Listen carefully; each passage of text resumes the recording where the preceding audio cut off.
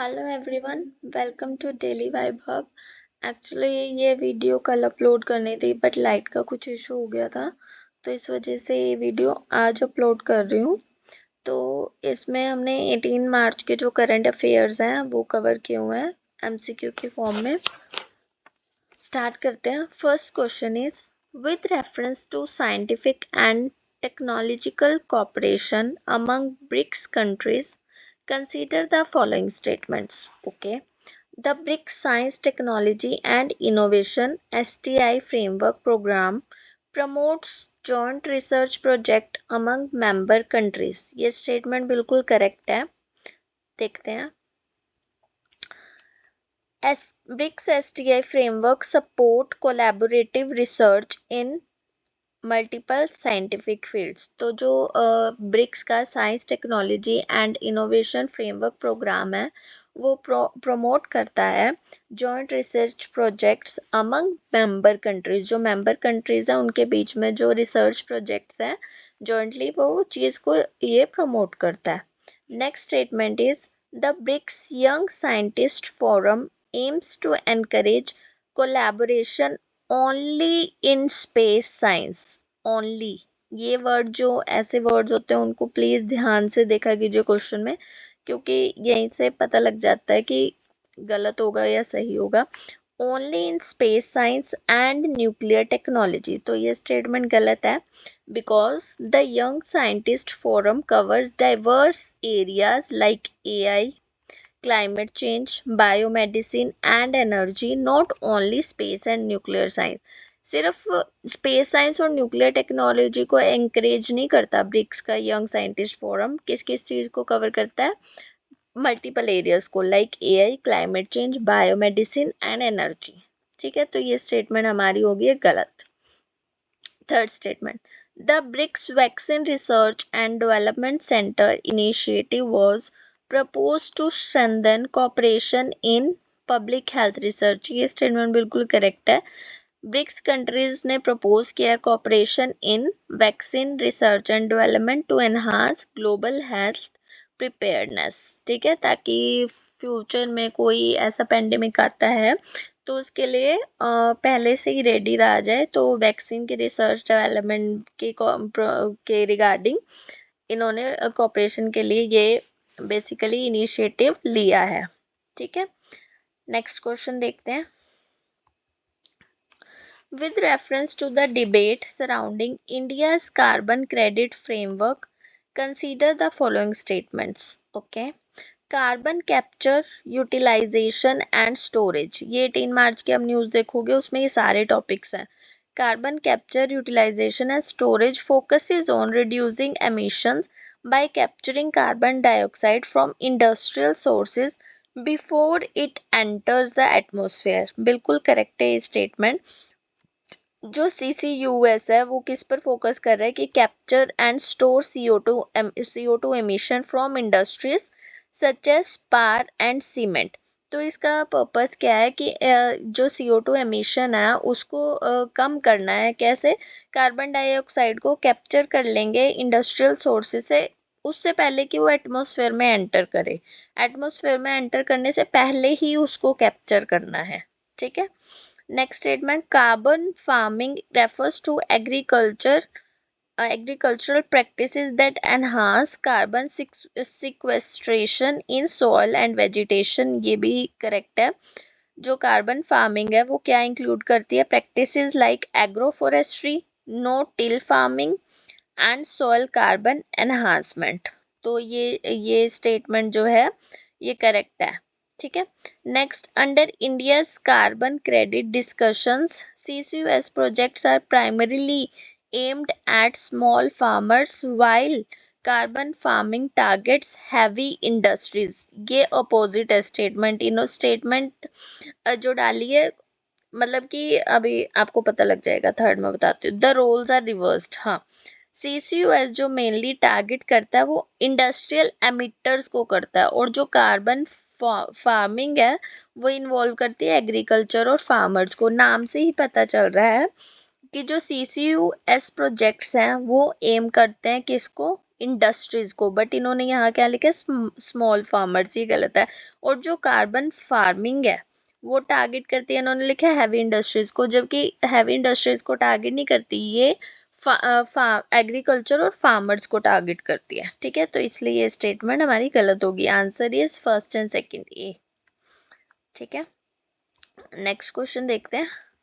With reference to measures taken in India to curb adulteration in food items, consider the following statement. Adulteration का मतलब क्या होता है, मिलावट, कुछ किसी फूड आइटम में कुछ और मिलाना, तो that is adulteration. नेक्स्ट देखते हैं। The food safety and standards authority of India FSSAI implements nationwide surveillance and food testing mechanisms, बिल्कुल करेक्ट है। जो food safety and standard authority of India है वो कंडक्ट करती है food surveillance, inspection, sampling, laboratory testing across the country to monitor food quality. Food quality check करने के लिए नेशन वाइड क्या करती है, ये सब चीज़ें, टेस्ट, फूड सर्विलेंस, इंस्पेक्शन वगैरह, ये सब काम करती है। Food safety and standards act 2006 provides legal provisions for penalties against food adulteration, ये भी बिल्कुल करेक्ट है। जो the food safety and standards act 2006 is the primary legislation regulating food safety in India and prescribes penalties, fines and imprisonment for adulteration and unsafe food। जो ये act है food safety and standards act 2006, ये primary legislation है सबसे पहली बात तो। और ये क्या प्रिस्क्राइब करता है कि पेनल्टी, अगर कोई फूड एडल्ट्रेशन हुई है तो उसके बाद पेनल्टीज क्या होंगी, फाइन या इम्प्रिजनमेंट क्या होगी, वो सब उसमें दिया हुआ है। ठीक है, तो ये स्टेटमेंट करेक्ट है। Rapid food testing kits and mobile food testing laboratories have been introduced to strengthen on site inspection and public awareness, बिल्कुल करेक्ट है ये। गवर्नमेंट ने इंट्रोड्यूस किया है रैपिड फूड टेस्टिंग, मतलब जैसे ही सपोज इंस्पेक्शन के लिए गए वहीं साथ के साथ ही टेस्टिंग करनी है, ताकि ऑन साइट ही पता लग जाए कि क्या चीज़ चल रहा है। Rapid food testing kits and mobile food testing labs, food safety on wheels to enable instant testing especially during festivals and in rural or market areas, improving enforcement and consumer awareness। तो government ने ये चीज़ introduce कर रखी है कि अगर inspection पे गई है टीम तो साथ के साथ फूड को टेस्ट किया जा सके। ठीक है, next question. With reference to the coconut promotion scheme in India, consider the following statements. Okay, the scheme is implemented by the Coconut Development Board under the Ministry of Agriculture and Farmers Welfare। ये statement correct है। जो coconut promotion scheme है is implemented through Coconut Development Board। implement किसके द्वारा हुई है, Coconut Development Board के द्वारा implement हुई है under the Ministry of Agriculture and Farmers Welfare, correct है। Second statement, it aims to increase coconut productivity, promote value added coconut products and expand export potential। ये statement भी correct है कि ये जो स्कीम है ये किस पर फोकस करती है कि प्रोडक्टिविटी बढ़े, फार्मर सपोर्ट के लिए प्रोसेसिंग, वैल्यू एडिशन हो, मार्केट का एक्सपेंशन हो एंड एक्सपोर्ट्स हो। तो ये स्टेटमेंट भी करेक्ट है। Third, the scheme provide support again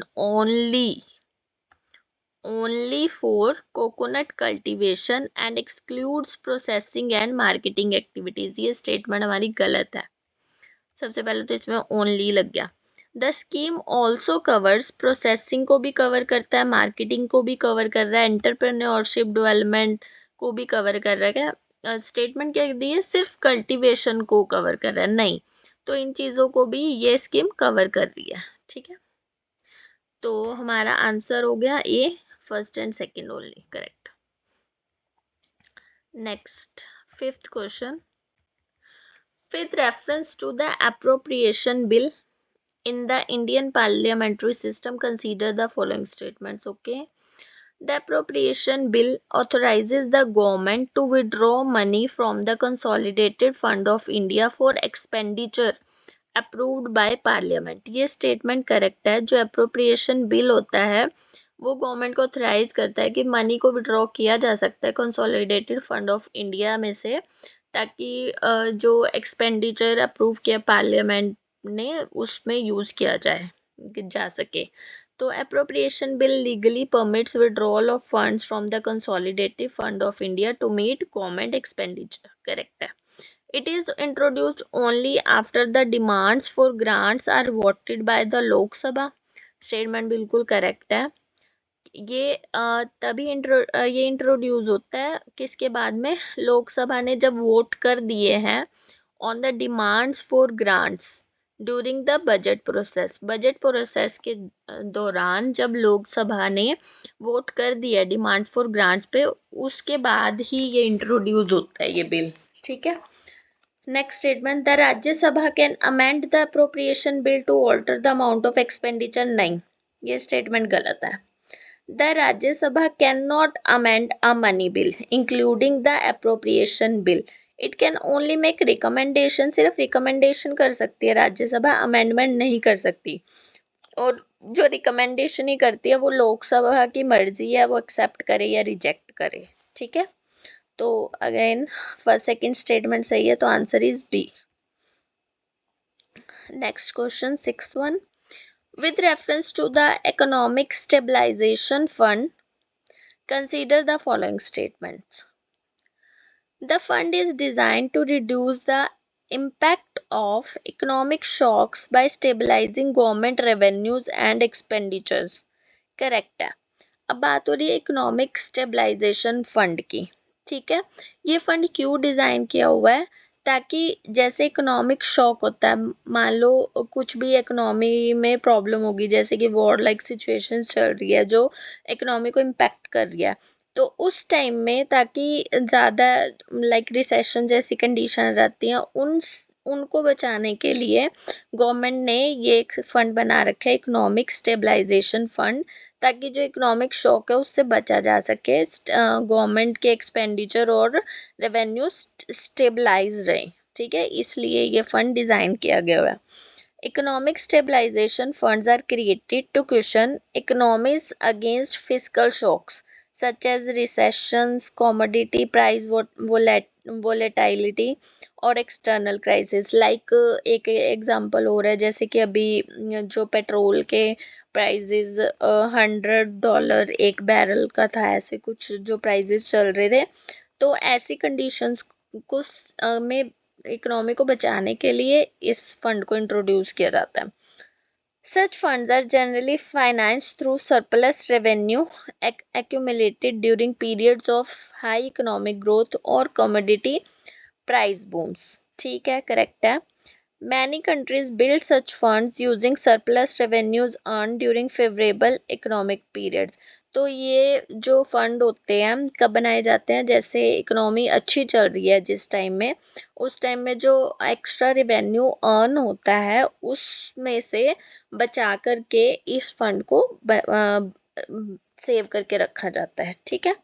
The primary objective of economic stabilization fund is to provide long-term infrastructure financing only। Again, no, this is wrong। Infrastructure financing is typically the role of sovereign wealth or development funds। Stabilization funds mainly ensure macroeconomic stability। तो ये infrastructure financing के लिए तो है ही नहीं, ये सिर्फ economy को बचाने के लिए ये फंड अलग से रखा जाता है, तो इसमें इंफ्रास्ट्रक्चर फाइनेंसिंग वगैरह का तो कोई रोल है ही नहीं, तो ये स्टेटमेंट गलत है, तो answer is B. Next question 7th, with reference to increasing incidents of honey bee attacks reported in India, consider the following statements। okay, honey bees generally attack in large numbers when their colony perceives a threat or disturbance। correct है, ये तो सबको पता होगा। जो honey bee है वो exhibit करते defensive swarming behaviour when they sense danger near the hive. जब उन्हें लगता है कि उनके छत्ते के पास कुछ डेंजर है, तभी वो डिफेंसिव मोड में आ जाते हैं और लार्ज नंबर में अटैक करती हैं। ये सबको पता होगा, जनरली एक नॉर्मल चीज़ ये बात है। Environmental stressors such as habitat loss and rising temperature can increase aggressive behavior in bee colonies. Yes, ये correct है. Climate change, habitat disturbance, and human interference can stress colonies, increasing aggression and attack incident. जो climate change हो रहा है या जहाँ पर वो रहती हैं लार्ज नंबर में, उनका जहाँ भी छत्ता होता है, तो अगर कोई ह्यूमन इंटरफेरेंस होती है, कई लोग जान के भी छेड़ देते हैं, तो उस टाइम पे क्या होता है, वो अटैक करती हैं, एग्रेशन इंक्रीज होता है. ठीक है. All species of honey bees die immediately after stinging humans. No, this is wrong. सब हनी बी नहीं मरती हैं.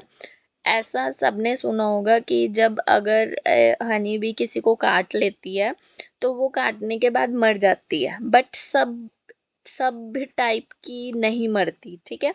Only certain honey bee species like worker bees of Apis mellifera die after stinging. Not all bee species और individuals necessarily die immediately. ठीक है. कुछ type की हैं जो मर जाती हैं, बट सभी नहीं मरती हैं. ठीक है. तो ये स्टेटमेंट रॉन्ग है, तो first and second is correct.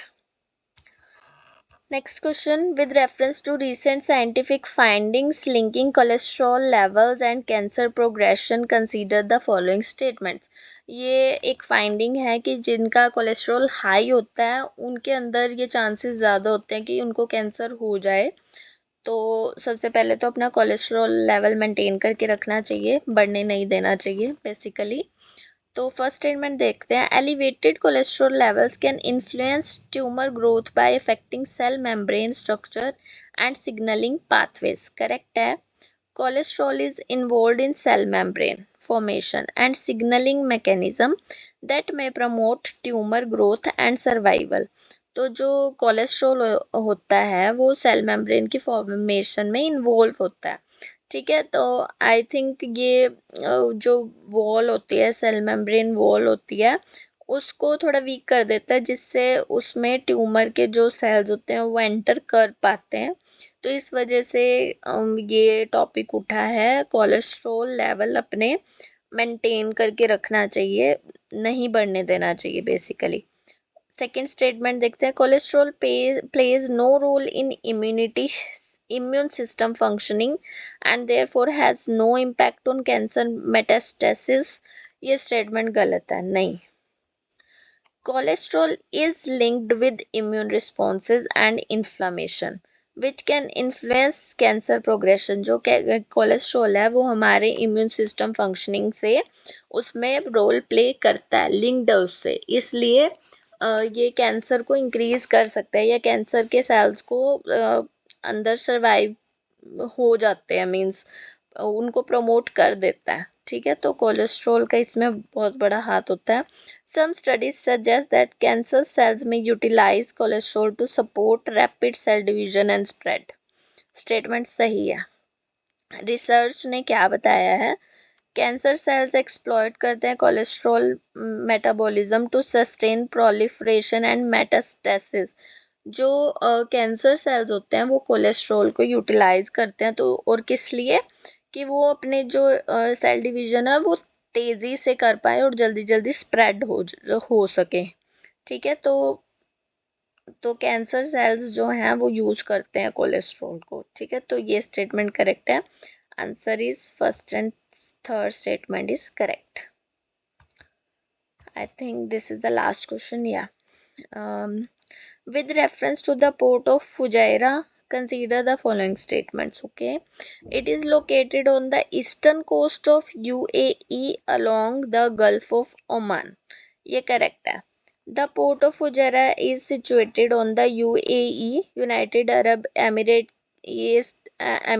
के ईस्ट कोस्ट पे सिचुएटेड है और फेसिंग अलोंग द या फेसिंग गल्फ ऑफ ओमान. ठीक है. ये करेक्ट है. The port lies outside the Strait of Hormuz, making it strategically important for global oil trade. तो ये भी स्टेटमेंट ठीक है कि ये स्ट्रेट ऑफ हॉर्मुज के आउटसाइड पर है. ठीक है. Its location is outside the straight of Hormuz allows oil storage and bunkering operation without passing through the narrow choke point giving it major strategic value. तो ये स्टेटमेंट सही है. The port lies outside the straight of Hormuz making it strategically important. It is the largest natural harbor of Saudi Arabia, used primarily for Red Sea shipping routes. नहीं, ये गलत है statement. The port belongs to UAE. UAE का है, not Saudi Arabia. ठीक है. And is not located on the Red Sea, और Red सी में नहीं लोकेटेड है. तो ये स्टेटमेंट गलत है. Answer is first and two only. तो ये हमारे 18 मार्च के करंट अफेयर्स के एमसीक्यू हैं. कल वीडियो नहीं आ पाई बिकॉज लाइट का इशू था. तो जल्दी 19 की आ जाएगी और 20 की भी आ जाएगी. ठीक है. तो इनसे आप रिवाइज करते रहना. करंट अफेयर्स रिवाइज भी हो जाएंगे क्वेश्चन के फॉर्म में. टॉपिक क्लैरिटी भी हो जाएगी. तो बस आज के लिए इतना ही. वीडियो अच्छी लगे तो please like share and subscribe. Thank you so much.